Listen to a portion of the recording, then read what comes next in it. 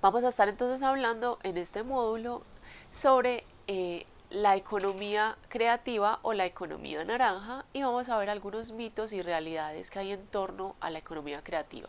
Entonces, para empezar, vamos a definir qué es la economía naranja. De allí vamos a empezar con la definición de la UNESCO. La UNESCO en 1982 empieza primeramente a centrarnos en ese lugar de la industria cultural y empieza a ser uno de los pioneros que hablan sobre la industria cultural como tal. Entonces dice que la industria naranja o la industria creativa es cuando los bienes y servicios culturales se producen, reproducen, almacenan o distribuyen en líneas institucionales y comerciales, es decir, a gran escala y de acuerdo con una estrategia basada en consideraciones económicas. Entonces, como vemos, cuando empieza con esta primera definición de la UNESCO, se está hablando de unas consideraciones económicas en relación a unos bienes y servicios culturales y cómo desde allí se puede pensar desde la producción, la reproducción, la distribución, el almacenamiento. Entonces son los primeros acercamientos que se hacen a este lugar de la economía naranja. John Hawkins fue uno de los pioneros en hablar sobre economía creativa en el 2001 a partir de un libro que él sacó que se llama economía creativa. El modelo del que él habla es de un modelo que incluye otros sectores que basan sus bienes y servicios en la propiedad intelectual. Entonces ya empezamos a hablar de propiedad intelectual y esos serían los bienes y servicios desde donde se empieza a instaurar la economía creativa.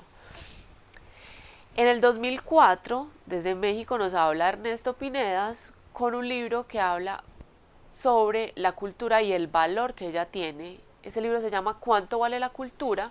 Y desde allí se empieza a hablar sobre unas esferas de cohesión social, desde lo estético. También incluye un elemento que es muy importante, que es la identidad, y hace énfasis en el valor económico. Entonces, al preguntar cuánto vale la cultura, está preguntando por ese valor que tendría unos bienes y servicios que estarían desde el lugar de la identidad, desde el lugar de la creación y desde el lugar de las ideas. Y empieza a pensar en ese valor que podría tener. Entonces es poner un valor desde lo económico a todos estos bienes y servicios. En Colombia, Iván Duque y Buitrago también hablan sobre la economía naranja y es un libro que se construye que se llama Economía Naranja, una oportunidad infinita. En este libro lo que hacen es hablar sobre un sector que ofrece oportunidades para una revolución a la que ellos llamarían la revolución digital, y esa revolución digital estaría al servicio del desarrollo de la tecnología, pensando desde este libro en la economía naranja no desde una economía volátil y cambiante, sino una economía que depende de la creatividad y las ideas.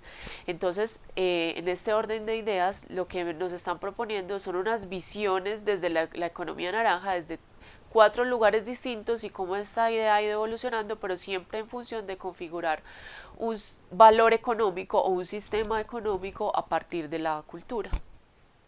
Bueno, entonces la definición del Ministerio de Cultura sobre la economía naranja en Colombia sería la siguiente. Dice, la economía naranja es un modelo de desarrollo en el que la diversidad cultural y la creatividad son los pilares de transformación social y economía del país desde las regiones.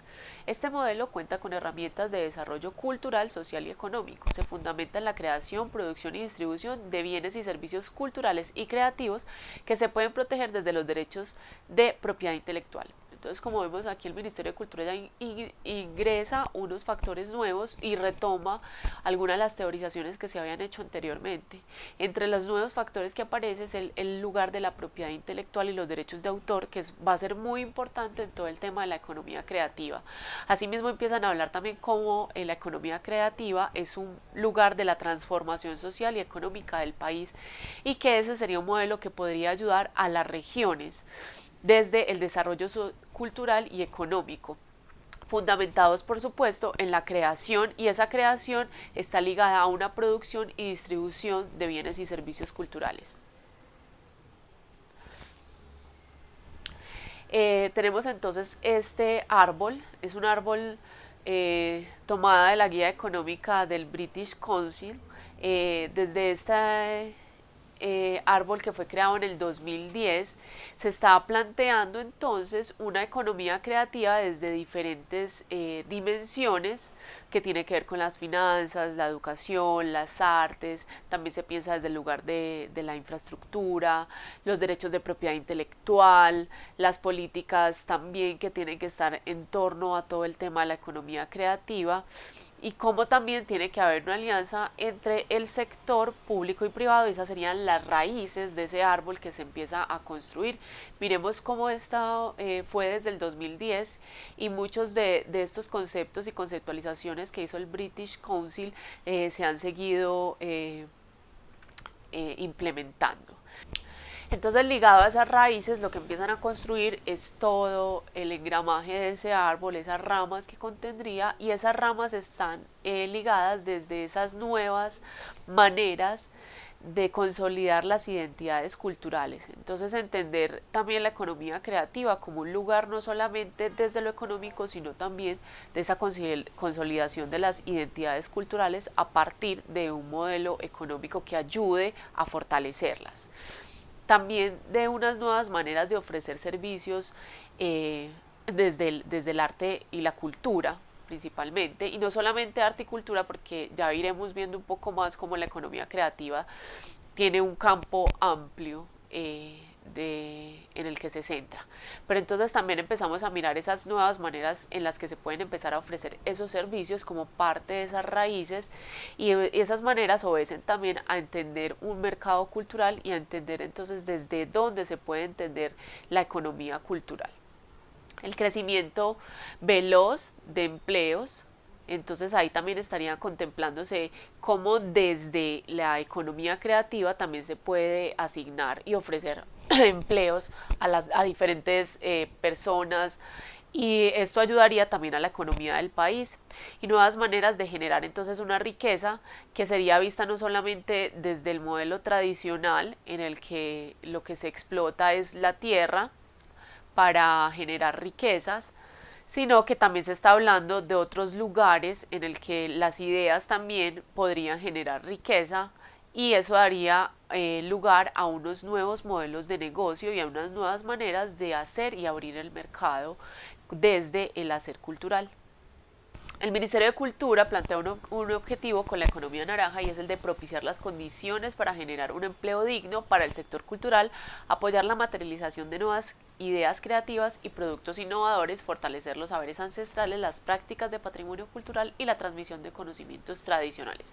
Entonces, desde este objetivo vemos cómo se está pensando en ese apoyo a las ideas creativas, es decir, a poder materializar unas ideas creativas a través de unos productos y unos servicios que sean que tengan un lugar dentro del mercado, es decir, que puedan ser comercializados. Eso con el fin no solamente de fortalecer todo el sistema económico en Colombia, sino también se piensa cómo este fortalecimiento de la economía puede ayudar también a fortalecer las prácticas de patrimonio y la transmisión de ciertos conocimientos tradicionales o ancestrales a través muchas veces de la artesanía, porque esta es una de las líneas fuertes que tiene la economía naranja. ¿En qué consiste la economía creativa? La economía creativa, economía naranja, también ha sido llamada como la economía intangible, y hace parte también de un ecosistema creativo, es decir, a partir de ese concepto de economía intangible lo que se está haciendo es creando todo un ecosistema de lo que sería la creación para la venta, es decir, para la comercialización, es decir, para entrar y abrir un mercado a partir de ella. Entonces, la política tradicional lo que habla es de un capital financiero en el que es muy importante el activo físico. Desde allí se planta todo el capital financiero con la economía tradicional. Mientras que la economía intangible nos está hablando es de otra posibilidad en el que el activo no son activos físicos, sino que el mayor capital es la creatividad, y desde allí es que se empezaría a trabajar. Por eso esto implica un cambio en el pensamiento desde cómo generar economía para un país, no solamente desde un activo físico o desde lo que sería el agro o el petróleo o lo que podría generar también toda la industria como tal, sino cómo también las ideas pueden empezar a fortalecer todo un sistema económico.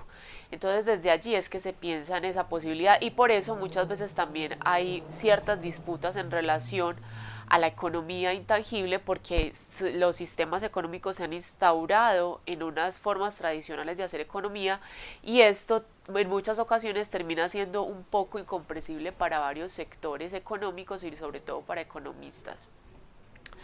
Entonces, todo este tema de la globalización lo que hizo fue generar una interacción económica y un despliegue de la economía intangible. Entonces desde ahí ya se abrió todo un mundo a lo que podía ser la economía intangible y se empezó a ver cómo esa economía intangible también movía muchísimos millones a nivel mundial y cómo eso también movilizaba el Producto Interno Bruto de cada país. Entonces el capital económico y social también cambia de manera radical y esto implica volcar la mirada hacia aquello que en algún momento no había sido tan importante o sobre las ideas, inclusive sobre las nuevas tecnologías y pensar que desde allí se podrían empezar a capitalizar ciertas cosas. Cuando se ve entonces en esta globalización, esa interacción de la economía y ese despliegue económico que tiene, lo que se piensa es que la economía intangible es una economía que también puede ser escalable, es decir, que puede crecer, que puede ser mucho más grande de lo que se había pensado y cómo también puede llegar a diferentes lugares y expandirse. Entonces hay unos sistemas financieros que se adoptan que son los instrumentos de medición para la economía intangible. Desde la década de los 90, los activos intangibles son la base de la inversión de las economías más potentes. No hay herramientas de medición efectivas para medir el valor intangible. Entonces esto es como uno de los problemas que hay en torno a la economía intangible y sobre los cuales se ha tratado de hacer énfasis. Incluso en Colombia el DANE está trabajando en función de esa medición de los que harían economía creativa o economía naranja, como se le ha denominado aquí en Colombia. Y lo que se está tratando es entonces de generar unas bases que permitan la medición de cómo crece esta economía intangible y esto ha pasado desde la década de los 90 precisamente porque es una base de las inversiones económicas más potentes, es decir, la economía intangible se convirtió en uno de los capitales más fuertes de las economías mundiales. Entonces, lo que se está haciendo es que tratando de replicar unos modelos también económicos que han funcionado en otros lugares del mundo y cómo esto ha ayudado a la evolución del Producto Interno Bruto del país. El capital intangible, entonces sería mirado desde esas industrias creativas o la economía naranja. Y lo que pasa es que muchas veces el capital intangible y todo el tema de la economía creativa aporta muchísimo al Producto Interno Bruto del país, pero estadísticamente eso todavía no se alcanza a reflejar. Y eso termina siendo de todo un problema para el país a nivel económico cuando se trata de medir todos los avances que se han tenido en relación a la economía creativa.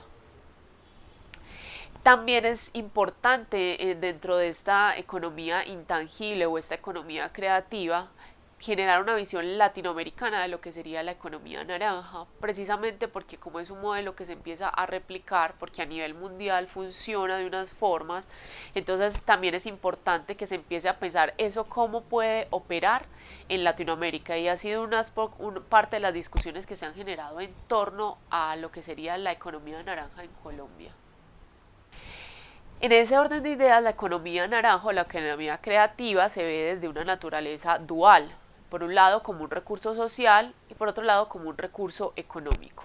Pero entonces no, en la economía creativa no piensa que va por un lado uno y por el otro lado la otra, sino cómo desde lo social y de lo económico se puede hacer un engranaje. En este libro de Iván Duque y Buitrago lo que hacen es hablar y cambiar un concepto de manufactura, que es lo que normalmente se utiliza en la economía, por las mentefacturas, que sería parte de la economía intangible, como parte de esa inversión que se hace en el conocimiento. Es decir, se estaría hablando no solamente de un lugar del hacer, sino de un lugar del pensar y de las ideas. Y desde allí se construye ese concepto de mentefactura. Pero todo esto viene inclusive mucho más atrás, porque a veces se confunde y se piensa que con este gobierno fue que se empezó todo el tema de la economía creativa, de pronto sí, desde la legislación se instauró, pero es algo que viene incluso de mucho más atrás y tiene una historia mucho más larga. Eso viene también desde la década de los 80 y de los 90 con la profundización de un modelo económico neoliberal. Allí se empezó a evidenciar cómo los campos de la política y la cultura se veían impregnados de una lógica economicista. Entonces también desde ese modelo económico neoliberal se empieza a entender que desde la cultura también había unas posibilidades de un desarrollo económico. Y estas ideas empiezan a ser mucho más abordadas por otros autores que hacen que empiece a tomar cada vez más fuerza esa idea de que la industria cultural creativa contribuye al desarrollo económico y sostenible y al mismo tiempo a la creación y generación de empleos para un país. En Colombia se ha dividido todo el tema de la industria creativa en varios segmentos. Entonces, erróneamente se piensa que la industria creativa es únicamente para el lugar de las artes. En realidad, en todo este tema de industria creativa hay unas líneas que están delimitando desde el arte y desde el patrimonio cómo hay un lugar para la construcción de ideas. Entonces, por ejemplo, desde las artes visuales, desde las artes escénicas, el turismo y el patrimonio cultural, la educación, también aquí entraría la economía y las artesanías. Esto sería en este primer bloque que se considera pues desde las artes y el patrimonio. Pero hay otros bloques también de la economía creativa que nos empiezan a hablar que no solamente estamos hablando desde las artes, sino que también nos muestra cómo esto es mucho más grande que las artes mismas y también se empieza a hablar entonces de cómo en la economía creativa entra también la industria cultural desde la editorial, ahí serían librerías, periódicos, revistas, lo fonográfico con la música grabada y lo audiovisual desde el cine, la televisión, el video y la radio, que además el cine y la televisión han tomado mucha fuerza también a partir de la ley del cine y la creación también en el país ha venido siendo mucho más fuerte de lo que era. Aparecen también otras líneas desde las industrias creativas que son los nuevos medios de software y de contenidos. Entonces aquí se amplia aún más este saco dentro de lo que empieza a ser la economía creativa y entran también los medios digitales. Aquí aparecen los videojuegos, los contenidos interactivos, los audiovisuales, las plataformas digitales, la creación de software, la creación de aplicaciones, el códigos de programación, animación, agencias de noticias y servicios de información. Es decir, este saco se va volviendo aún más grande. También entra el diseño de interiores, artes gráficas, ilustración, joyería, juguetes, industrial, arquitectura, moda y mobiliario. Y la publicidad también entraría con servicios de asesoría creativos, producción de material publicitario, utilización de medios de difusión, creación y realización de campañas de publicidad, campañas de mercadeo y otros servicios publicitarios. Entonces vemos cómo esto se ha ampliado mucho más a lo que en principio se pensó que podía ser la economía creativa y entran muchas otras industrias que ya también venían siendo fuertes en el país, como en la publicidad, el diseño, los medios digitales, el audiovisual y también lo fonográfico. Entonces el Consejo Nacional de Economía Naranja precisamente lo que hace a partir de la legislación naranja es construir esos parámetros y esas industrias que entrarían dentro de lo que sería la economía creativa y son las que les acabo de mencionar. Vamos a ver entonces algunos mitos que se han construido en torno a la economía naranja y posteriormente pasaremos también a entender esa legislación desde dónde viene y esos antecedentes que tiene esa legislación. Entonces en esos mitos de la economía naranja, primeramente se habla, y es uno de los miedos a nivel de economicista, y es hablar de que esta economía no produce ingresos. Eh, Parte de estos mitos salen precisamente de un modelo económico tradicional, pero al entrar con todo el tema de la globalización, incluso del uso de nuevas tecnologías, se amplía esto y se entiende que las industrias creativas sí producen ingresos. Inclusive han llegado a generar ingresos hasta de 124 millones de dólares y cada vez más tienen la posibilidad de generar ingresos y de convertirse en productos de inversión. Cada vez hay más inversionistas que le apuntan a la economía creativa. Colombia es uno de los sectores más activos en la revolución digital.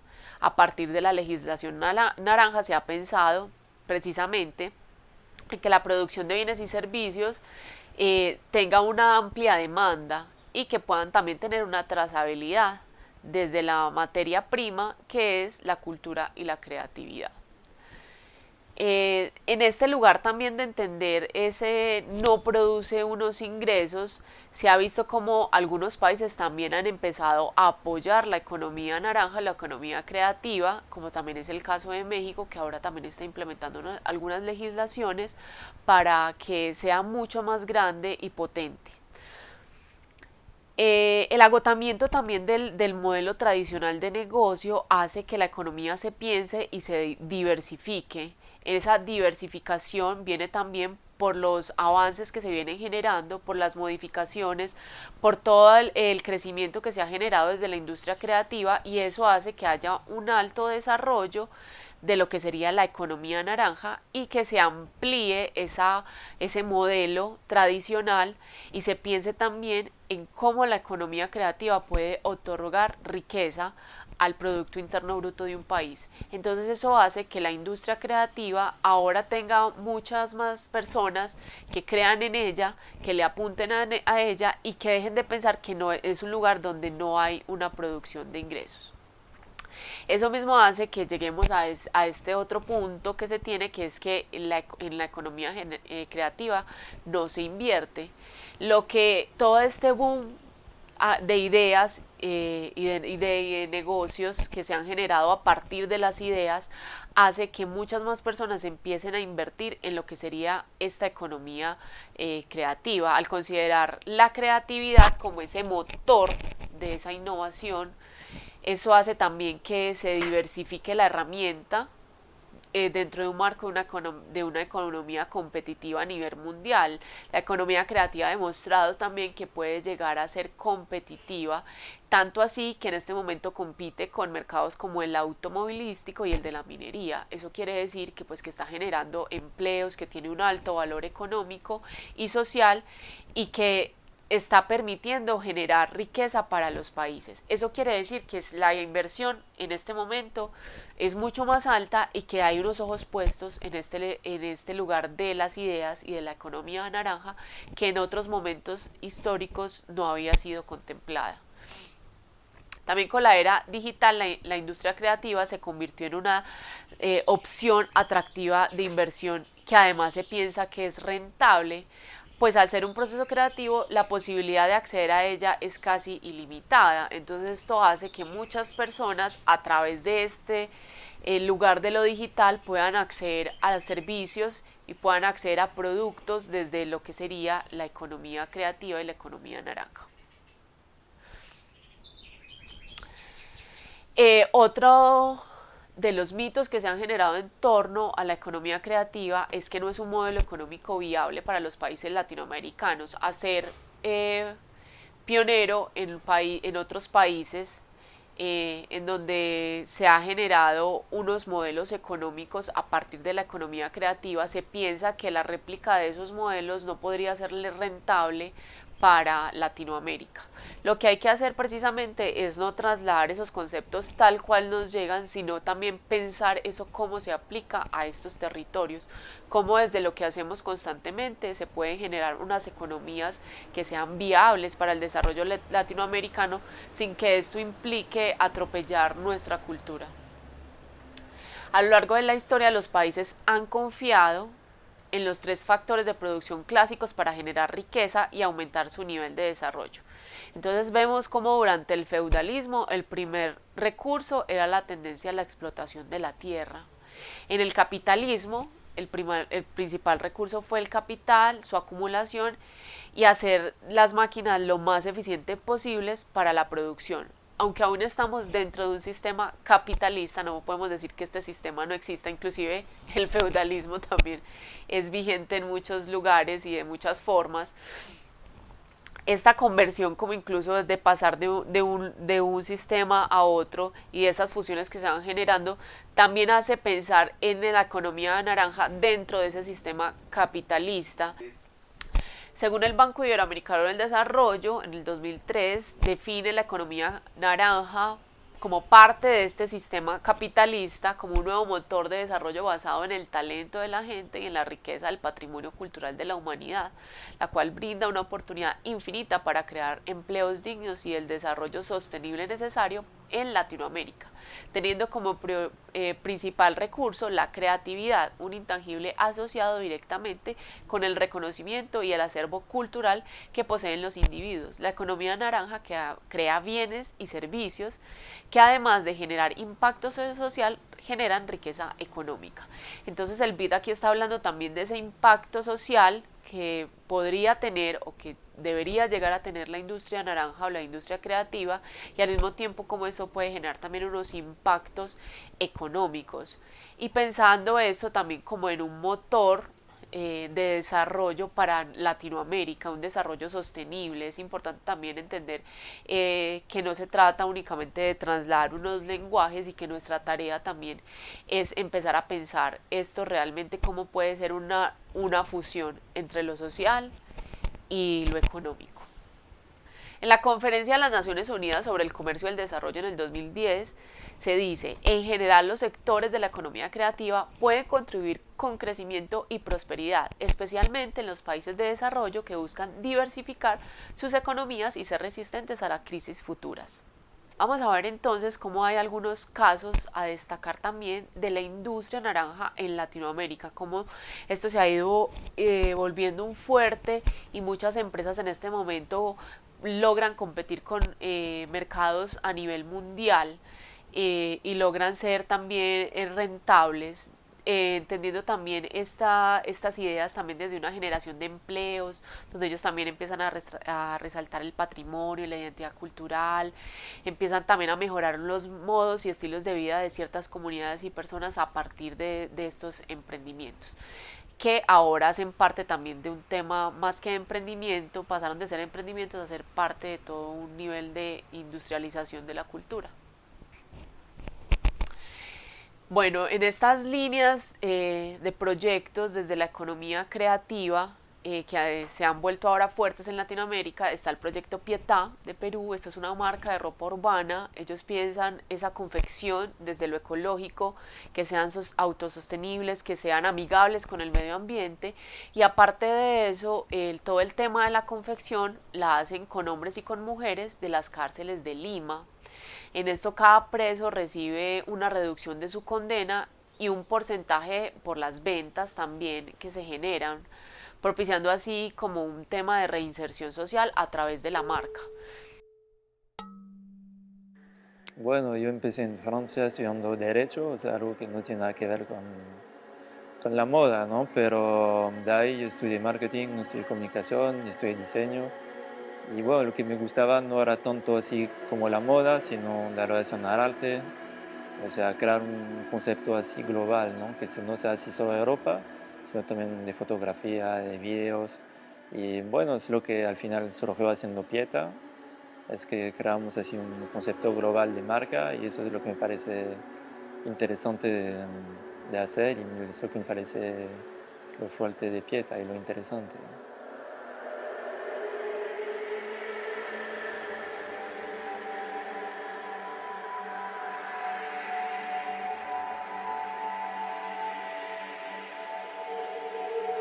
Mira, empezamos en 2012, pero durante un año solo hicimos así muestras, pruebas, porque al principio cuando iniciamos era muy lejos del nivel que yo quería llegar, ¿no? Quería que desarrollemos un buen producto, ¿no? Algo que podía competir en los mercados internacionales. Y sí, o sea, de 2012 hasta 2013 lo publicamos y ya de ahí tuvimos así buenas publicaciones de prensa en grandes diarios. Y ya eso nos ayudó, ¿no?, a tener compras en Perú y también afuera. Eso es la idea, ¿no? Y así poder dar más trabajo a los internos. Eso es la idea.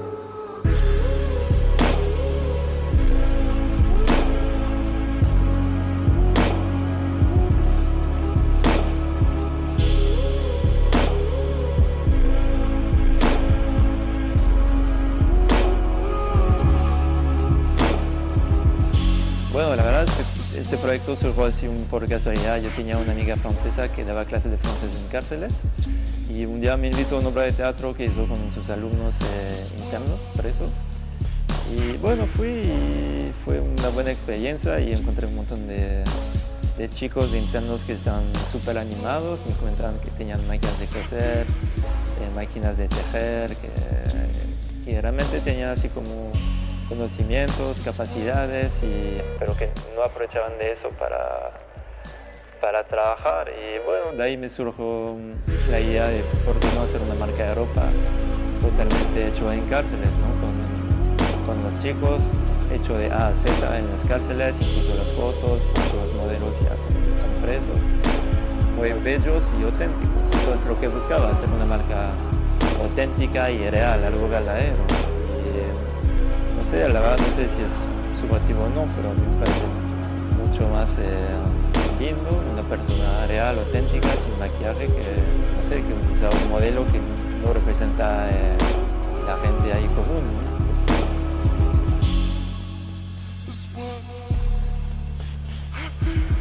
Mira, o sea, todo en relación a los materiales, trabajamos bastante materiales, bueno, trabajamos casi exclusivamente materiales naturales, ¿no? O sea, algodón, lana, alpaca, pero intentamos trabajar solo con insumos orgánicos. Por ejemplo, trabajamos todo lo que es exportación, trabajamos con algodón pino orgánico, trabajamos con lana ecológica, Altos Andes.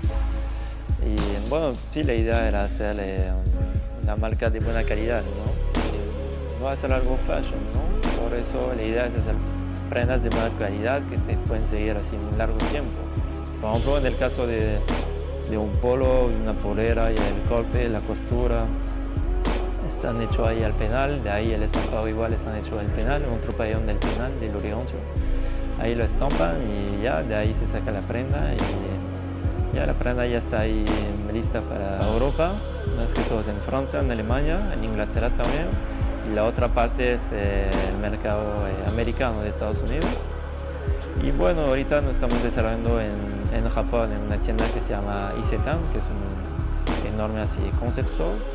Y la esencia de Pieta es eso, ¿no? Todos los diseños están inspirados de la vida de ahí, de adentro.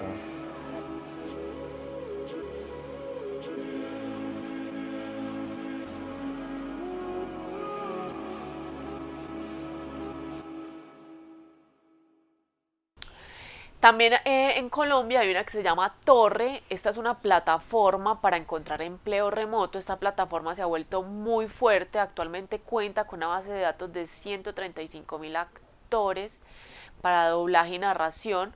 Ellos lo que hacen es generar un algoritmo que permite la identificación de talentos a una escala muy veloz. Entonces esto les ha permitido también ser muy fuertes y ahora estar muy competitivos en el mercado, y a nivel global se ha vuelto una plataforma importante. Hola, soy Santiago Jaramillo, Chief Operations Officer de Torre, una compañía en Silicon Valley con presencia en Colombia. Trabajamos alrededor del mercado de las voces con dos productos, Voice 123 y Voice Bunny, y estamos recientemente incursionando en el mercado de creación de contenido escrito con Writer Bunny. Torre es una compañía que nace en el 2003 como una necesidad personal de Tania Zapata y Alex Torrenegra. Tania es locutora, Alex es un geek de tecnología, Y en ese momento Tania tenía un problema, y era que para poder audicionar sobre las voces que estaba realizando o los proyectos en los que entraba, tenía que viajar a Los Ángeles o Nueva York para poder conseguir su producción. Todo el proceso de producción tomaba siempre entre 3-6 meses y los costos los asumía siempre el locutor. Alex, partiendo con los conocimientos técnicos que había aprendido recientemente, decidió crear un sitio web donde Tania pudiera crear su perfil, subir la información que podía ofrecer sobre los servicios que estaba creando, con una diferencia de muchas otras páginas web. Esto es 2003. Y era permitirle a otros talentos o a otros locutores que crearan también su perfil y ofrecieran su servicio. En cuestión de 6 meses, desde el momento en que salió Voice 123, tenían ya cientos de locutores registrados en el sistema, ofreciendo servicios para productoras en Los Ángeles o en Nueva York. Problemas uno siempre se encuentra en distintas partes del negocio.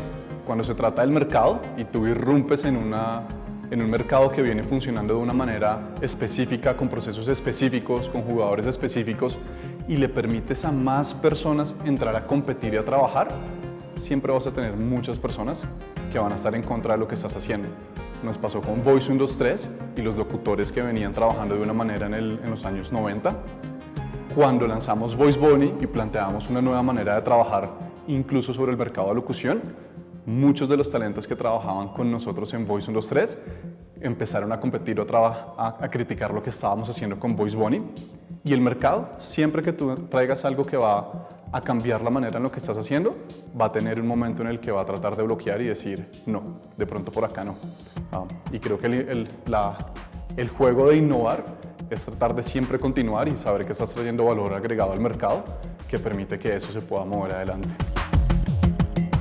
El emprendimiento en Colombia ha pasado por muchas fases, desde héroes como Alex Torrenegra, Andrés Barreto u otros personajes en el año 2000 que emprendieron en Estados Unidos y venían haciendo trabajos por su lado, de pronto sin una conexión muy fuerte con Colombia, a una segunda etapa que yo podría creer que empezó en el 2010-2011, donde muchos jóvenes se empezaron a acercar con la idea de crear tecnología, consumiendo información de cómo estaba pasando en Silicon Valley o en otras partes del mundo, y eso permitió que muchos entraran a generar proyectos que en cuestión de 2 o 3 años terminaron chocándose porque el mercado no es muy amigable.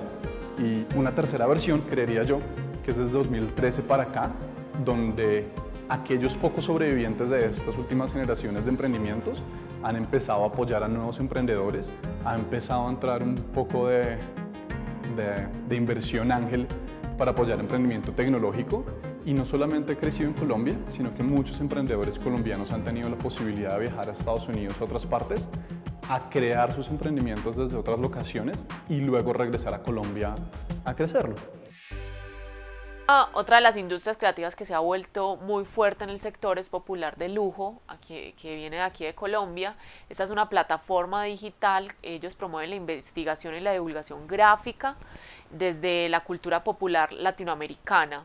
Lo que hacen es también impulsar como esa cultura visual que nosotros vemos en el día a día, que lo vemos en los carteles, en los letreros, en los murales, en los autobuses. Entonces lo que ellos hacen es como esa recopilación de toda esa gráfica popular, y desde allí generan todo un emprendimiento como plataforma virtual y digital que permite esa divulgación y que los ha hecho fuertes y competitivos en el mercado mundial. Bueno, desde Chile también aparece un proyecto que es muy interesante con el arquitecto Alejandro Aravena. Lo que él hace es que diseña un modelo de arquitectura que sea replicable y escalable para unas viviendas económicas, estéticas y funcionales, que lo que hacen es expandirse según los recursos de las familias. Este modelo ha sido muy exitoso, ayuda a un sector, a una población, pero al mismo tiempo lo que ha hecho es movilizar la economía chilena en todo este tema arquitectónico.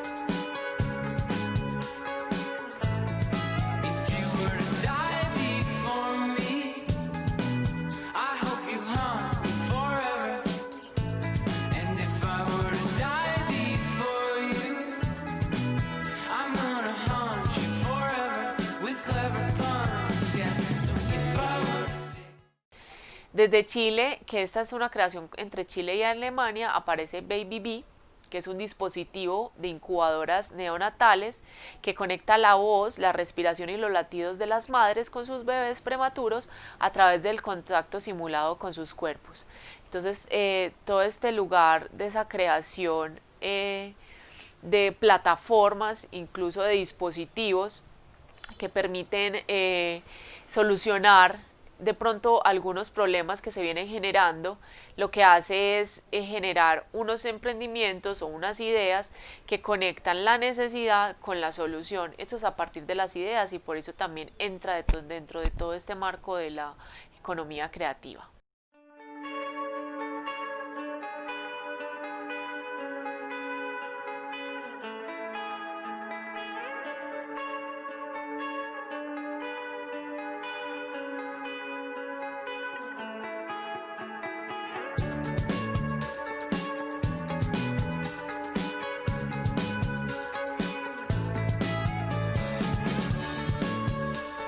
También aparece Anima Studios, que es de México. Este es un estudio de animación y tiene mucho reconocimiento en América Latina.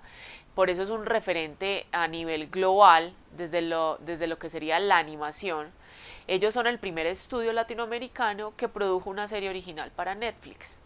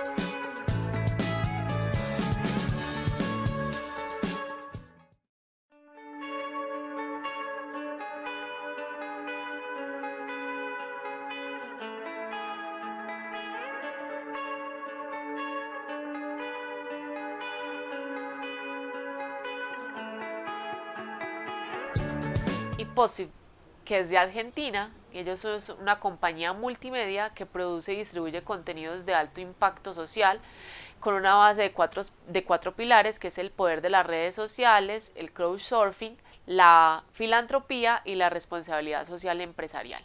Y se han hecho también muy fuertes en todo el tema multimedia.